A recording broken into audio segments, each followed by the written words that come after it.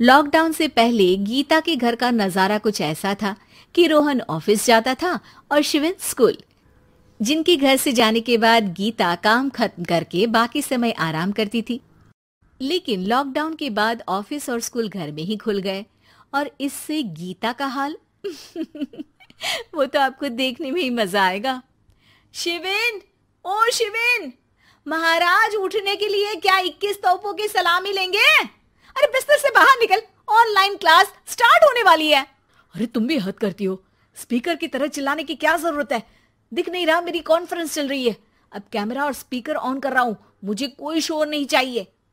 इस पर जैसे ही रोहन लैपटॉप का कैमरा और स्पीकर ऑन करता है तभी कुकर की सीटी बजती है। करा लो अब इसे चुप। लॉकडाउन नहीं हुआ, मेरी मौत का फरमान जारी हो गया। दोनों बाप बेटे ने नाक में दम किया हुआ है। ऐसा बोलकर गीता वहां से शिविन के कमरे में पहुंच जाती है, जहां शिविन अभी भी सो रहा होता है।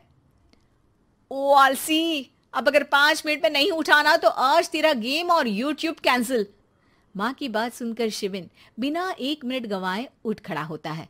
उठ गया, अभी नहाकर भी आता हूँ। ये नाटक कहीं और, मुंह पर गीला कपड़ा मार और पढ़ने बैठ। शिविन की ऑनलाइन क्लास स्टार्ट हो जाती है, जिस पर गीता उसे वहां बिठाकर रसोई में चली जाती है। थोड़ी देर में उसे कमरे से कुछ आवाज सुनाई देती है, जिसे सुनकर वो कमरे में वापस आती है। हाय राम, तुझे क्लास अटेंड करने के लिए बोला था, कैमरा ऑफ करके बिस्तर पर नाचने के लिए नहीं बोला था। मम्मी मुझे कुछ समझ नहीं आ रहा, आप बाद में पढ़ा देना ना, वैसे भी अटेंडेंस तो लगी गई है। हाँ बेटा, जरूर बन जा, तू अभी से हम सबका बाप बन जा। अरे नहीं मतलब कहां से लाते हो इतना दिमाग, और पढ़ाई करते हुए ये चला कहां जाता है? नाइस क्वेश्चन, दिमाग से पूछकर बता दूंगा। शिविन की बातों से परेशान होकर गीता उसे मारने के लिए जैसे ही आगे बढ़ती है तभी वो कमरे से बाहर भाग जाता है। अब शिविन आगे आगे और गीता हाथ में चप्पल पकड़े उसके पीछे पीछे पूरे घर में दोनों घूम रहे होते हैं। इसी बीच वो रोहन के पास पहुंच जाता है और शिविन को मारने वाली चप्पल रोहन के लैपटॉप पर जाकर गिरती है। ओए माँ! मम्मी, अब पापा को चप्पल मार रही हो?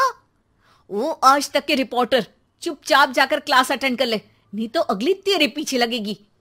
इस पर शिविन वहां से चला जाता है, जिसके बाद रोहन गीता से कहता है, इस सर्कस के लिए कुछ बोलना चाहोगी?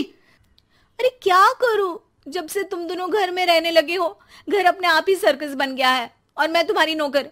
कभी बेटी को संभालो तो कभी बाप के नखरे उठाओ। इन्हीं सब उथल पुथल में दिन बीतते रहते हैं, जिसमें हर रोज घर के अंदर कुछ नया सियप्पा खड़ा मिलता है, जो ज्यादातर शिविन और रोहन के ऑनलाइन स्कूल और ऑफिस से रिलेटेड ही होता है। एक सुबह, शिविन चल उठ, आज की क्लास जल्दी है। कैमरा ऑफ करके आप अटेंड कर लो। अरे ऐसे छित्तर पड़ेंगे, दादी नानी सब एक साथ याद आ जाएंगी। गीता की लाख मशक्कतों के बाद क्लास तो खत्म हो जाती है, लेकिन उसके बाद शिविन फोन इस्तेमाल करते हुए इंस्टाग्राम रील बनाने लगता है। रसोड़े में कौन था? तुम थी, मैं थी, कौन था? कौन था? हाँ, मैं गरीब हूँ। अरे ओ गरीब के बेटे, आजा, मैं बनाती हूँ तुझे गरीब। मैं बताती हूँ रसोड़े में कौन था। पढ़ाई करने बोलो तो इनकी माँ मर जाती है, और ये पागलपंतियां जितनी मर्जी करा लो। गीता शिविन को डांट रही होती है, तभी रोहन बीच में बोल पड़ता है। अरे बच्चा ही तो है, इतना गुस्सा क्यों कर रही हो? बेटे का साथ देने की इसी एक कोशिश में अब शिविन के साथ साथ रोहन भी गीता के गुस्से की सूली पर चढ़ जाता है। अगर बेटे पर इतना ही प्यार आ रहा है तो इसे क्लास अटेंड क्यों नहीं कराते, इसका होमवर्क क्यों नहीं कराते? उस समय तो बहुत जल्दी मीटिंग आ जाती है, वो काम मैं करूं और यहाँ इस बेफिजुली की चीज में तरफदारी करके बन जाओ महान। हे भगवान, कोई तो इनके ऑफिस और स्कूल खुलवाओ, मैं इन्हें और घर में नहीं सह सकती। अरे कुछ और मांग लेती, क्योंकि तुम्हारी ये विश इस साल तो पूरी होने से रही, कोरोना। हाय नास बेटे ने जिंदगी ही बर्बाद कर दी। खाए कोई पचाए कोई, कल मुझे चुन चुन कर सबको मेरी बद्दुआ लगेगी। उन्होंने दुनिया का और इन बाप बेटे दोनों ने मेरा जीना मुश्किल कर दिया। गीता वहां से चली जाती है, जिसके बाद रोहन शिविन से कहता है, अरे तुम्हारी मम्मी इतनी भड़की हुई क्यों है?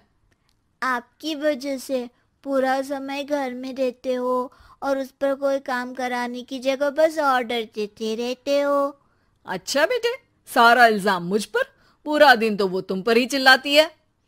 हाँ, मतलब दोनों का 50-50 है, कुछ करना पड़ेगा। वो कहते ना, make the best out of worst. I have an idea. वैसे तुम्हारी माँ सही कहती है, बहुत जुबान चलाने लगे हो, कम बोला करो। अगली सुबह रोहन और शिविन अपनी गलती को सुधारने के लिए गीता के उठने से पहले घर का आधा काम खत्म कर देते हैं, जिसे देखकर गीता खुश हो जाती है और फिर बाकी बचा काम वो तीनों मिलकर पूरा कर लेते हैं। जिसके बाद अब वो सब मिल बांट कर हर काम में एक दूसरे की मदद करते हुए लॉकडाउन का मजा लेने लगते हैं।